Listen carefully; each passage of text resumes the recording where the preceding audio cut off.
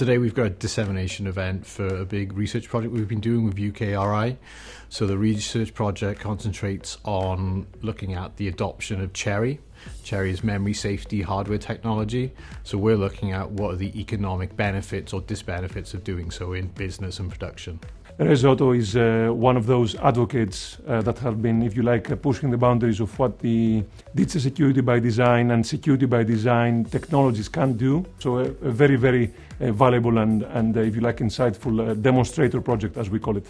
We're in Ebervale in Wales, which is Talas's location. It's our worldwide centre for resilience and cyber resilience. This was a meeting and a workshop today that's really been designed to try and discuss how, in the context of these sorts of industries, these sorts of technologies would make a difference, but concentrating on the economics of it. So concentrating on how does it fit with your existing engineering processes? What does it mean for my skills? Where would it work? Where won't it work?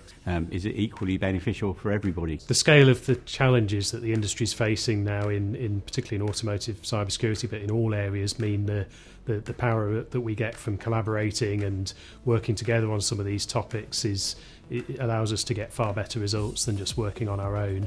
So today I was talking about what some of the engineering implications were of using Cherry, so how you'd go about engineering it, what the business case would be, what the costs of implementing Cherry are likely to be.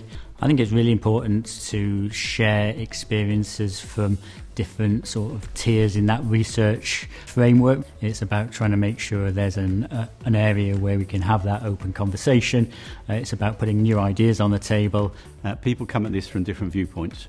The really interesting question is, how does it fit into an industrial process somewhere? Where does it fit, and how does it enhance things in the balance of things? AESIN is the representative body for automotive electronics in the UK.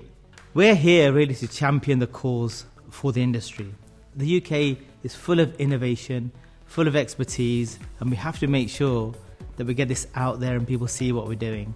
The day has been really successful. People have given good feedback. They've liked the work that we've done. They agree with our observations. So it's been really satisfying knowing that the work we've carried out has been worthwhile.